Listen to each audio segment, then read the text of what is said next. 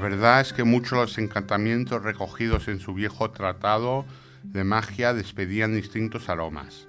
Para ser exacto, la mayoría de ellos apestan, como el embrujo del fuego con su penetrante tufo a pollo quemado,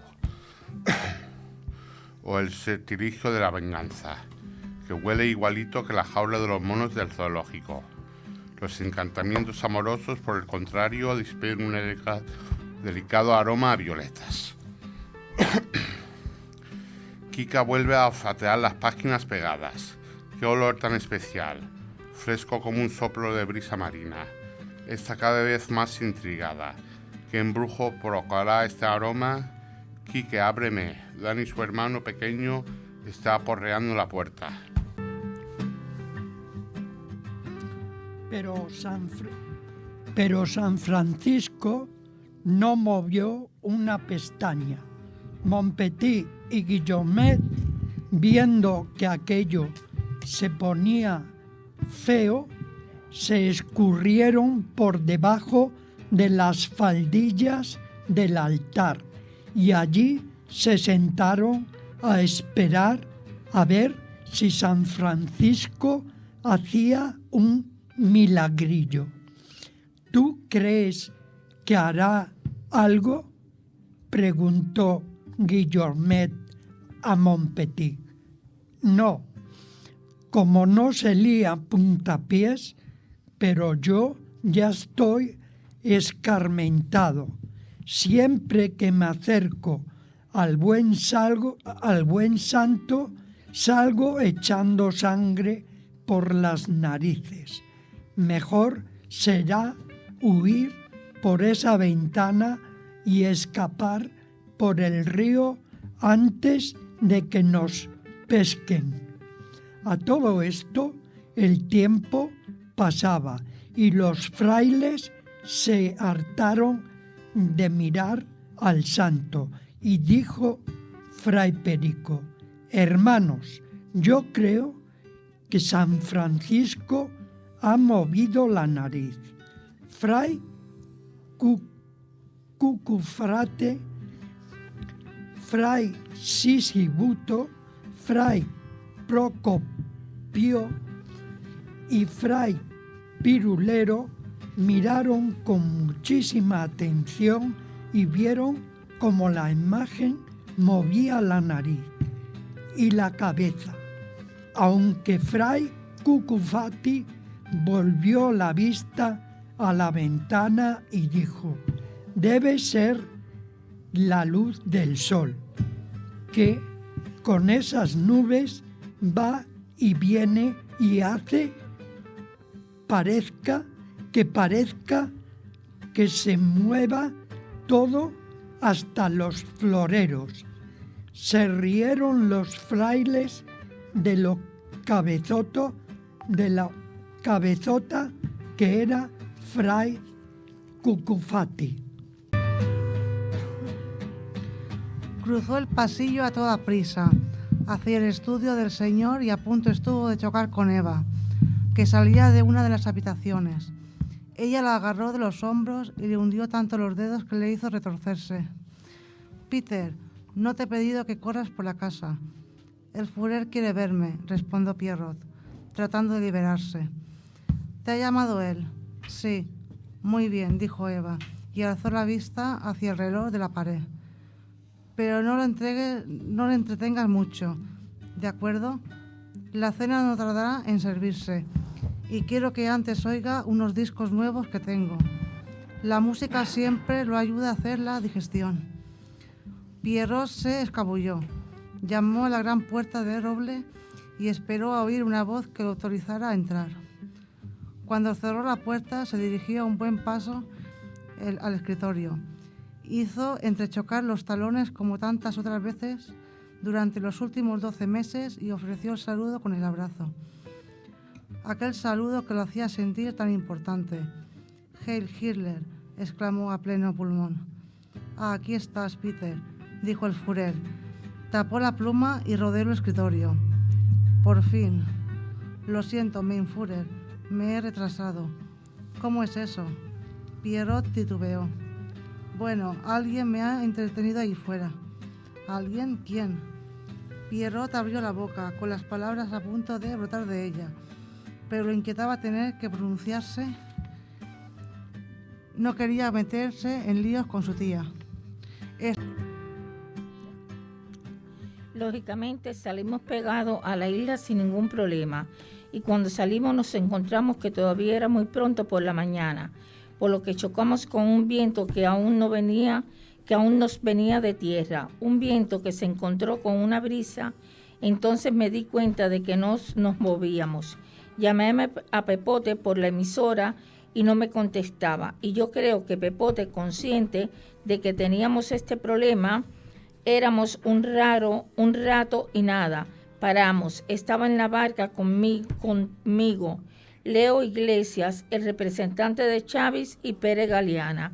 El fisio, tiramos una botella y una hoja de papel al agua para ver hacia dónde iba, y se fueron. Donde 3 noches antes, Walker y Wilcox habían realizado una transmisión de La Voz de la Libertad. Era verdad, las instalaciones incluían una torre de 150 metros de altura, y lo que les proporcionaba una señal lo suficientemente fuerte para llegar a todo el país, e incluso más allá. El lugar lo atendía un personal raquítico, un locutor en la cabina y un ingeniero en la mesa de mezclas. Cuando los soldados irrumpieron en la sala de control, el comentarista estaba citando un texto e instando a sus oyentes a que rezasen varias veces al día para liberarse del mar. «Apaga la radio», exclamó Salmusa. Inmediatamente el ingeniero se levantó. «Un momento, no estamos haciendo nada malo». Salmusa sacó su daebu, la cogió por el cañón y golpeó al hombre en el rostro con ella. El locutor corrió a la sala de control, se arrodilló junto a su compañero y gritó: «¿Por qué has hecho eso? ¿Qué pasa? ¿Qué quieres?». El ingeniero pudo incorporarse, pero en la mejilla derecha tenía un corte muy feo que sangraba. La Voz de la Libertad realizó una transmisión desde esta emisora hace 3 noches. ¿Dónde está? El comentarista arqueó las cejas. ¿Quién? No me digas que no sabes quién es La Voz de la Libertad. Ambos hombres negaron con la cabeza. No lo sabemos, pero tienes razón. Alguien entró aquí la otra noche. Descubrimos que habían forzado la puerta trasera. Alguien entró en la sala de control, pero no se llevó nada. Enseñádmelo». El locutor dejó al ingeniero sentado en el suelo, curándose la herida. Llevó a Salmusa y a otros 2 hombres hasta la parte trasera de la emisora y señaló la puerta que habían forzado. El coreano pensó que los hombres decían la verdad. No obstante, tenía que evitarle un rechazo a La Voz de la Libertad. «Vuelve al micrófono», le ordenó. «Quiero que digas algo por mí». En un acto reflejo, el capitán echó mano a la radio y trató de ponerse en contacto con la Tierra. Pero por mucho que probó con todas las frecuencias habituales, en ninguna de ellas encontró más que la estética como respuesta. Ordena que tiene máquina y que cierra portillo y escotilla, y quiero todo encerrado en la cubierta principal. Le ordenó entonces a su mano derecha y que los chavales se encierren en su camarote. No había terminado aún de dar orden y Julia ya tenía el micrófono en la megafonía del barco entre las manos. «Atención, tripulante, se aproxima una tormenta activa. Quiero que todo el mundo se reúna en el comedor y con los chavales salvavidas puestos». Pero cuando el abogado leyó el testamento, la afligida viuda se quedó estupefacta. Gonzalo era viejo, pero no estúpido, y sabía cuánto le querían Amparo y su familia. Por eso toda la herencia la dejaba en manos de su hijo de América, o, en su defecto, a obras de caridad. Amparo estaba rabiosa y asustada. Sabía cómo se la gastaba David, el brujo de pacotilla. Si no le pegaba, podía darse por muerta. Como confirmando sus temores, minutos después recibió una nota anónima amenazándola de muerte. Sabía que era de David. Sintió un estremecimiento. Cuando esa noche su marido, de cuerpo presente en la iglesia de la Merced, Amparo, mientras velaba al difunto por aquello del que dirán, reflexionó en busca de una solución. Decidió que lo mejor para quitarse la deuda de encima y salvar la vida sin correr demasiado peligro era despojar al muerto del valioso medallón de que adornaba su pecho. Cuando se quedó solo en la iglesia con el difunto, Amparo se acercó al ataúd. Sintió un poco de miedo, nunca había estado a solas con un muerto, y menos en una iglesia silenciosa, y menos de noche. Además, le sonaba que robar el lugar sagrado era sacrilegio, un pecado muy grande. Miró a su marido, su rostro parecía de pergamino arrugado, empezaba a oler mal. Sus brazos cruzados sobre el pecho y sus manos, con uñas largas y sucias, parecían proteger un gran medallón de oro. Amparo tragó saliva, estaba temblando. Un brillo del medallón le dio ánimos. Unos pocos segundos serían suyos, salvaría su vida, por fin se decidió. Tuvo que hacer mucha fuerza para apartar los rígidos y pesados brazos de Gonzalo. Cuando lo consiguió, se agachó un poco más para liberar el medallón y su cadena.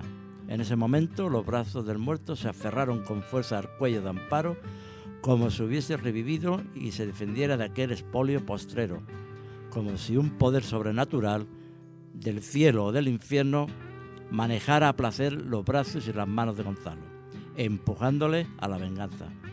Amparo notó de repente las afiladas uñas de Gonzalo sobre su cuello y sus brazos, inmovilizándolas. Le faltaba la respiración. Sonó en un momento la campana de la iglesia, doblando al muerto. Amparo se dio un susto de muerte. De hecho, se murió de susto. Amparo y Gonzalo, abrazados más allá de la vida, componían en verdad una figura de lo más romántica y simbólica. Amén. Se hizo más sonoro. Los tres amigos les paralizó la respiración y empezaron a sudar. 1, 2, 3, contó Vigi en voz baja. Los tres se volvieron al mismo tiempo. Que lo vieron los produjo un escalofrío. Una mano gris y vendada estaba levantado la pesada tapa del sarcófago entre fuertes chirridos. Los del equipo Tigre querían huir, pero sus piernas no les obedecían, estaban como petrificados. Del féretro salía una humareda amarillenta y otra vez empezaron las retumbantes notas de órgano que ya habían oído antes. Era un espectáculo realmente pavoroso. Ya había aparecido la segunda mano y la momia se levantaba con movimientos muy lentos. El faraón muerto hacía más de 3000 años. Se descartaba en un largo sueño. Vigi, Patrick y Lou contemplaban incrédulos a la momia. Su cabeza de una forma peculiar estaba levantada y vuelta hacia ellos. Con un leve silbido, 2 puntos amarillos se le encendieron a la altura de los ojos. Entonces la momia se puso a hablar con voz estruendosa. Las palabras que articulaba parecían provenir de una antigua y misteriosa lengua.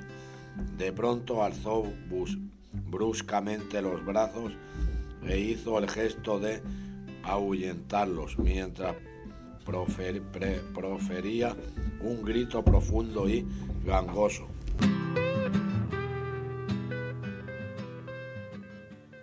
Caminó arriba y abajo durante 5 minutos. A las 10 en punto introdujo el grueso sobre el buzón de la casa de apartamentos. No había allí ningún portero para recogerlo. Cayó sobre la esterilla de detrás de la puerta, seguro de que había hecho lo que le ordenaron. El joven americano bajó hacia West Road y pronto detuvo un taxi para que les llevase a Hertsworth. Apenas había doblado la esquina cuando el hombre de coche aparcado se apeó, cruzó la calle y entró en la casa de apartamentos. Vivía allí desde hacía varias semanas. Su permanencia en el coche tuvo por objeto asegurarse de que el mensajero observaba las instrucciones y que no le habían seguido. El hombre recogió el sobre, tomó el ascensor hasta la 8ª planta, entró en su apartamento y abrió la misiva. Pareció satisfecho mientras leía. Resolló al respirar y el aire silbó a pasar por las torcidas ventanas de su nariz. Ahora tenía Irving Moss lo que creía que serían sus instrucciones finales. En el apartamento de Kensington la mañana transcurría en silencio. La tensión era casi tangible. En las centrales telefónicas de Court Street y Grosvenor Square, los oyentes permanecían encorvados sobre sus máquinas, esperando que Quinn dijese algo o que McCree o Sam Sobeley abriesen la boca, pero los altavoces permanecían en silencio. King había dejado bien claro que si Zack no llamaba, la cosa habría terminado. Tendrían que empezar la búsqueda de una casa abandonada y un cadáver. A las 10:30, Irving Moss salió de su piso de Marble Arch, sacó del garaje su coche de alquiler y se dirigió a la estación de Paddington. Su barba crecía en Houston durante las fases de planificación. Había cambiado de forma su cara. Su pasaporte canadiense estaba perfectamente falsificado y le había permitido entrar sin dificultad a la República de Irlanda y de allí pasar al ferry a Inglaterra. Su permiso de conducir, también canadiense, hizo que pudiese alquilar sin problemas un coche a largo plazo. Había vivido muy tranquilo y sin llamar la atención, durante semanas, detrás de Marble Arch, como uno entre más de 1 millón de extranjeros en la capital británica. Era un individuo hábil, capaz de dejarse caer en casi cualquier ciudad y perderse de vista en ella. Además conocía bien Londres, sabía cómo funcionaban allí las cosas, los sitios donde podía obtener lo que quería o necesitaba. Pues sí, poseía contactos en los bajos fondos y era lo bastante listo y experto para no cometer errores que pudiesen llamar la atención de autoridades.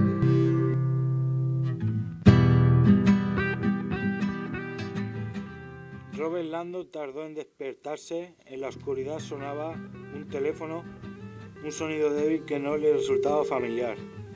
A tientas buscó la lámpara de la mesilla de noche y lo encendió. Con los ojos entornados miró a su alrededor y vio el elegante dormitorio renacentista con muebles estilo Luis XIV, frescos en las paredes y la gran cama de la caoba con dosel.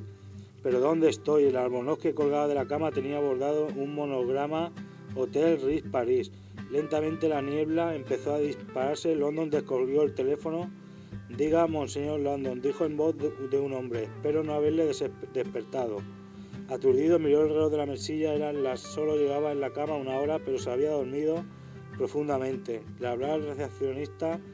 Musicó y lamentó molestarle, pero aquí hay alguien que desea verle y insiste en que es urgente. London seguía desorientado. Una visita. Ahora fijó la vista en un tarjetón arrugado que había en la mesilla. La Universidad Americana de París se complace en presentar la conferencia de Robert Landon, profesor de simbología religiosa de la Universidad de Harvard. Ya está. La estación Rock Life. Las imágenes de bordes blandos desfilaban como a través de una bruma. Un mar de luz rodeaba a Derek y le despertó. Se sentía tan transparente como el cristal, tan inconsciente como el viento. Su conciencia se estrujaba en una mota de polvo y flotaba en las corrientes suaves del tiempo. Con él flotaban unas figuras sin rostro. Algunas se acercaban para volver a apuntarse.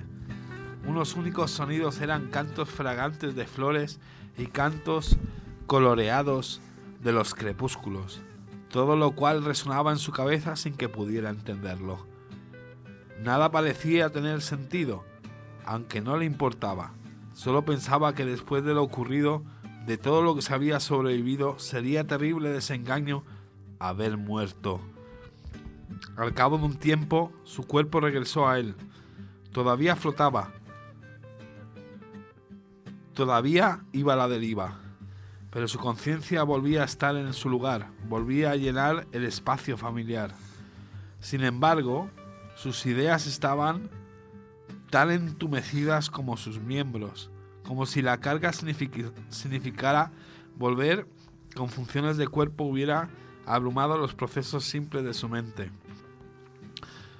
Por fin se dio cuenta. El mundo era un sueño, lleno de luz y sombra, en el que habitaba solo existía en su interior. Si quería, podía abrir los ojos al mundo exterior. Contemplando, entraba él. Sabría quién era y lo que era. Pero el precio que tendría que pagar era la paz en el silencio, un precio demasiado elevado. No, pensó Derek con firmeza. Existen ciertos límites. No deseo ver ese mundo. No deseo conocerlo. Pasó el tiempo en un nido de soledad que se envolvía y se convirtió lentamente en una prisión. El silencio se tornó entrenecedor. La quietud se trocó en muerte. Tanto si estaba preso como atormentado, eso no era suficiente. Sí, afirmó Enrique sin vacilar. 8 hembras adultas. Las hembras son las verdaderas cazadoras. Cazan en manada, como sabe. Las veremos en nuestra gira. No, contestó Ivo, dando la impresión de estar súbitamente incómodo.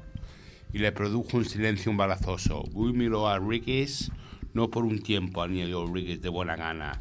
Los velociraptores todavía no se han integrado en el ambiente del parque. Los mantenemos en un redil de retención. ¿Puedo verlos ahí?, preguntó Grant. Sí, claro, por supuesto. A decir verdad, mientras aguardamos, le echamos un vistazo al reloj. ¿Podría interesarle a usted hacer un recorrido, echarles un vistazo? Ciertamente que sí, sin duda, confirmó Ellie.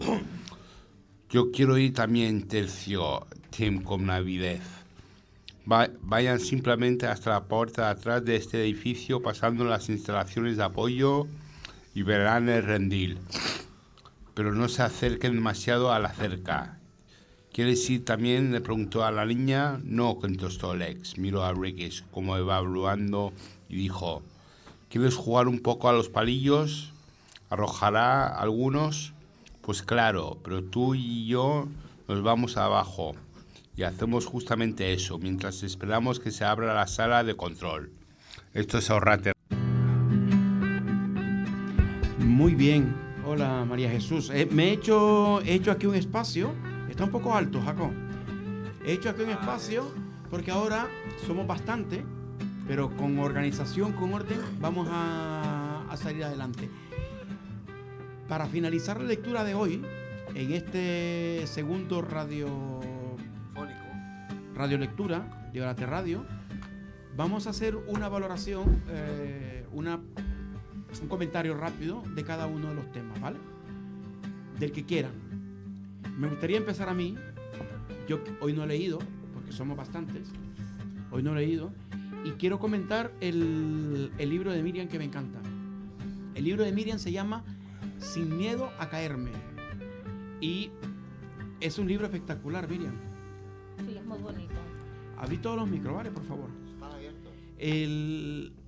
Es un libro espectacular, aunque no dice estos libros de, ¿cómo se llaman?, de superación, de autoayuda, pero este libro es un libro que tiene unos puntos de autoayuda. Solo ver la capacidad. Bueno, todos ustedes conocen a Xavi, porque le fuimos a visitar en una ocasión. Sí.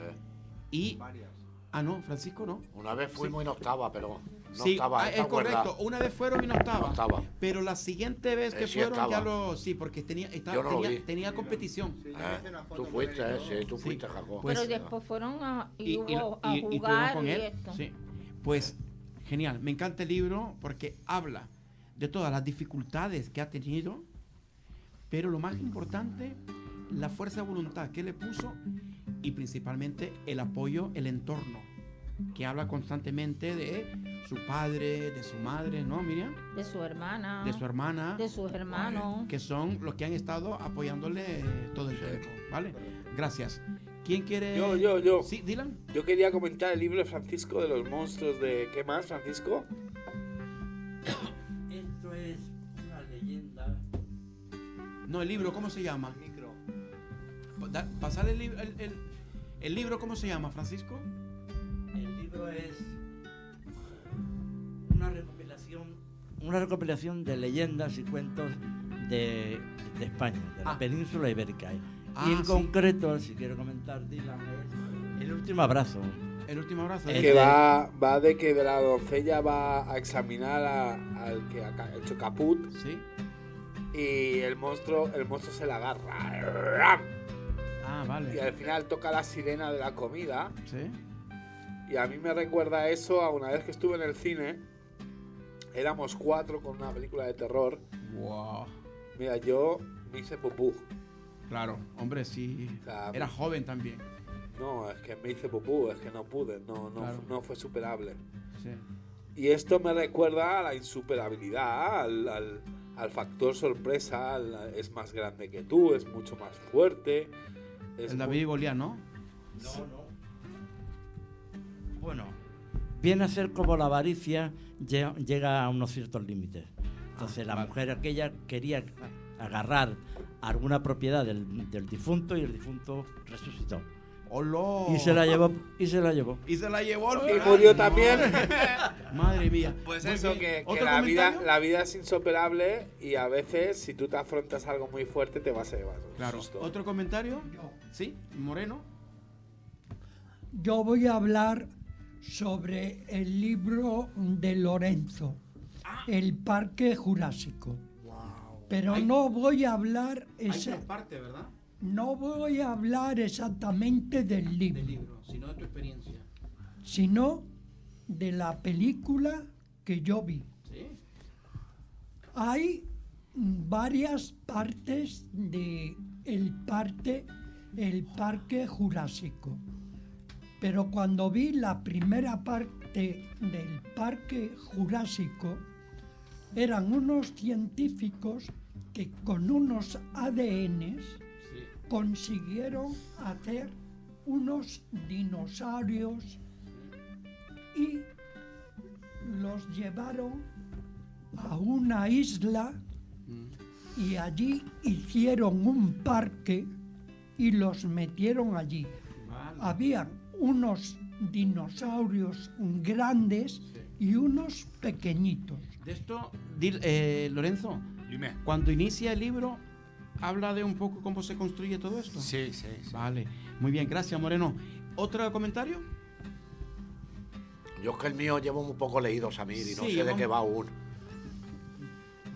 ¿Cuántas? Porque ya te leíste uno. 3, 4 páginas llevaré. Pero ya te leíste un libro. 2. Este es el tercero. 1, 2, 2, 3 creo, sí. El de Manolito Gafota te También, gustó mucho. vaya, ¿ah? joder, macho. Estaba bueno, ¿ah? Vaya. Sí. Vale, muy bien. ¿Otro comentario? ¿Quién quiere comentar un libro o su libro? Yo el mío, ¿Jaco? ¿Sí? mío, que empezó de una manera y ahora están en un secuestro y están a ver si dan unos diamantes y tal. Y está la cosa muy interesante ya. Este tiene que ver con política también, Sí, ¿verdad? claro, Hay hablan gobierno del de por medio. Pentágono y el no sé qué, El Pentágono. el FBI y cosas de estas. Está muy Vaya. interesante. Vaya. Gracias, Jaco. ¿Otro comentario? ¿Roberto?